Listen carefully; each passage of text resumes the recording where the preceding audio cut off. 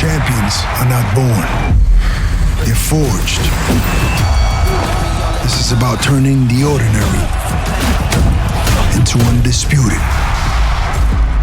Available now. Ade Oladipo, brought to you by Undisputed. Morning peeps, good morning everyone. How's everyone doing? Hopefully you guys are all doing well. Don't forget, if you're new to the channel, like, share, subscribe. All right, do I have anything to tell you before we kick things off? I've got a notepad here, by the way, where I write so much shit, but I have to write it down because I keep forgetting things. Okay, yeah, the live, September 4th, King's Place. There are still tickets available. The link to the tickets is in the description. It'll be nice to see as many of you as possible. We get going at 7 p.m. till around 9. I think it'll be nice, a little end of summer get together. All right, let's have a look and see what there is to talk about today. I am about to make my way to Wembley Stadium for the media public workouts. I think it'll be Wembley Arena, actually. Media public workouts. Hopefully, I say media public, hopefully they let the public in. I hate these things when it's just media. Like, let the public in, let them make a racket, create an atmosphere. I think there's actually a fight in the middle of the media public workouts as well. I think there's a couple of 4-rounders, I think. But yeah, I'm about to make my way there. I have seen all the footage of the face-off and Daniel Dubois barking at Usyk and Usyk not doing nothing, which is Usyk, isn't it? That's how he's always been. I love that man. Honestly, one of my favorite fighters of all time. I think he is so special. I think he's one of the greatest heavyweights of all time. I think he's one of the greatest fighters of all time. I say all this because if Daniel Dubois beats that man, Daniel Dubois needs to get a lot of that love. I don't want it to be a case of, yeah, but Usyk was old and Usyk didn't care and Usyk's already overachieved. No. If Daniel Dubois somehow chins Alexander Usyk, we need to have a real discussion about Daniel Dubois. We do. That's why I think it's so important. And I'm going to do it today. Like, I want all of us to give Alexander Usyk all the plaudits. Because if Daniel Dubois then beats him, I don't want any of those excuses. I really don't. And look, age is age, and I've said this so many times before, but that little run that Daniel Dubois is on, if Daniel Dubois can end that run come Saturday near 11 p.m. midnight and have all the belts around his waist and hold him up, oh my God. Oh my God. I spoke to Frank Warren yesterday, and I was like, Frank, I mean, look, you've looked after so many fighters. Surely this will be your biggest success story. And bear in mind, Frank's had Joe Calzaghe, Frank's had Ricky Hatton. I mean, the list goes on and on, Tyson Fury. But considering where Daniel Dubois was and how he was wrote off, and considering the person he's fighting, and considering it's for undisputed, if Daniel Dubois becomes, I thought Daniel Dubois' achievement to become world champion was something, right? And he kind of put the cherry on top of the cake when he beat AJ in the way in which he beat AJ. But if he were to chin Usyk, bear in mind the way in which Usyk kind of dismantled him a couple of years ago. If he were to kind of 24 months later get revenge against the great man, I mean, I've said this before, like, there will be, he will jump so many places. Like, I don't know where Daniel Dubois is, sort of in an all-time British heavyweight rankings. I've not really thought about it, but he would jump everyone and just be behind Lennox Lewis if he achieves the almost unthinkable on Saturday. Like, I'm saying all this, I expect Usyk to win. I think the majority of people expect Usyk to win. But you know when you just, without any logic, you think there's something in the air? You must have that feeling. It's like Pacquiao Barrios. Like, I've got this weird feeling Pacquiao might chin Barrios. I'm like, what the fuck? And I've got this, there's this something in the air which makes me look at Daniel Dubois and his journey in the last 2 years and think, yeah, there's no fear. There's no fear. I mean, Usyk's like insanely good. But honestly, Daniel Dubois just looks like a dog on a leash waiting for his owner to say kill. He looks like that. Don't get me wrong, Alexander Usyk has every tool in the bag, everything.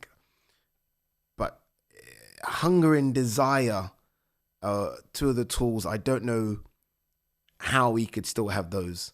Like I remember when I interviewed him after the Fury win, the first one, the emotion that kind of left his body. And he looked up and he started talking about his dad. And he was so emotional. When he beat Fury the second time, wasn't much emotion. Wasn't much. It was like, done it already. So I just wonder, I mean, how do you kind of get that, you know, where's Daniel is hungry? Boy, I don't know, people. I don't know, you know. I have a feeling. Let me quickly bring up the undercard. Because everyone seems to be shitting on it. I think we're just so spoiled by the fact that we've had these Riyadh season cards which have been a bit crazy. And maybe this doesn't seem like that, but it's still, I think, a good card. 2-6. Event. All right, where are we? Okay, so Lawrence Cody versus Kevin Lerena. They were supposed to fight at cruiserweight. They were supposed to fight at bridgerweight. They now fight at heavyweight. Lawrence has clearly got all the advantages there. Lawrence is a big heavyweight. Daniel Lapin versus Lewis Edmondson. This is an interesting one. Lapin looks really good, doesn't he? Very rangy. You've seen him on these Usyk undercard fights. Edmondson, I didn't think beat Dan Aziz. That's just my own personal opinion. I mean, I know some people might disagree with that. That's what I thought. Vladislav Serenka versus Solomon Dakers. I covered Vladislav's first 3 or 4 fights in South Africa. I remember thinking, Jesus Christ, this guy's a bit of a Terminator. I think he's stalled a little bit since then. So this is his big coming out party. He's taking his fight on relatively late notice, I think a couple of weeks' notice, because Solomon Dakers' original opponent, another Ukrainian, was supposed to be fighting. I can't remember his name. He's fought on a couple of Usyk cards as well. Solomon Dakers desperately needs a win. After getting chinned the way he did against David Adelaide, he needs something. So look, I get it, why people are saying, oh, it's not the same, it's not this, but to be honest with you, all I care about is the main event. Like this is just, for me,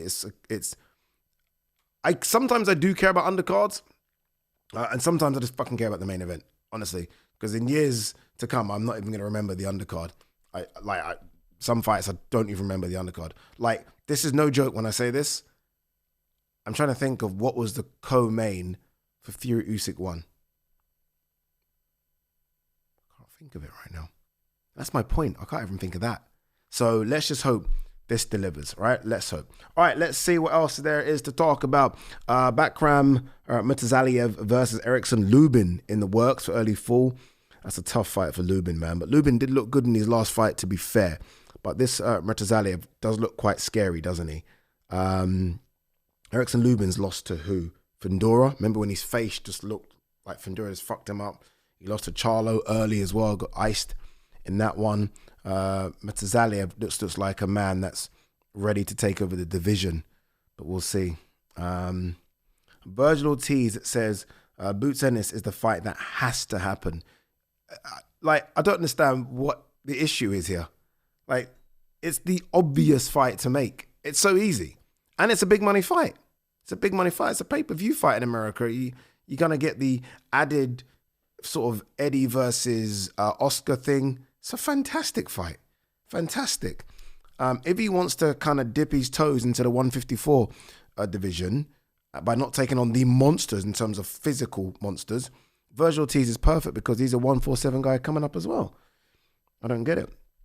Conor Benn thinks Chris Eubank Jr. is trying to get out of rematch. I don't know why Chris would be trying to get out when Chris won the first fight. But there must be a health aspect where Chris is thinking, do I really want to do this cut to 160?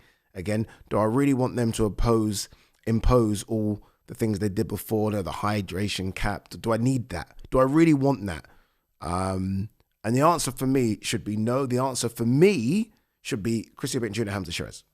Conor Benn, go ringside, Vegas, watch Pacquiao Barrios, and hope Mauricio Sulaimán can give you something there. That's what should happen. Like, the first fight was so good, we can put a full stop on it. We can do that, and everyone can go and do their thing. Don't get me wrong, I get it. There's millions and millions and millions of pounds and dollars, but there's millions and millions of pounds and dollars, I think, for Hamza versus Chris, and for Conor versus the winner of Pacquiao Barrios, if he can jump the queue. So, yeah, I think that should happen. But we'll see. All right, anything else before, what's the time? Jeez, I've got to be out of here in 15 minutes. My God. Guys, we are approaching 90,000 subs. I say that we're approaching 85, but I like to kind of round it off to the nearest 10. If you do watch this channel and you haven't subscribed, please do. It will mean a lot. We are trying to get to 100,000 before the end of the year, which would be just incredible. But I know a lot of people watch the channel and don't subscribe. So if you are one of those people, can you just fucking press that subscribe button, please? All right, last one here. Austin Ammo Williams in search of a new opponent on Rodriguez Cafu DAZN show. His opponent, Espinoza Oliha, is out with an eye injury. Dude, it's Wednesday. You're fighting Saturday. You ain't fighting. You ain't fighting. It's that simple. All right, guys, girls, peace and love. Champions are not born. They're forged. This is about turning the ordinary into undisputed. Available now. Ade Gman, brought to you by Undisputed.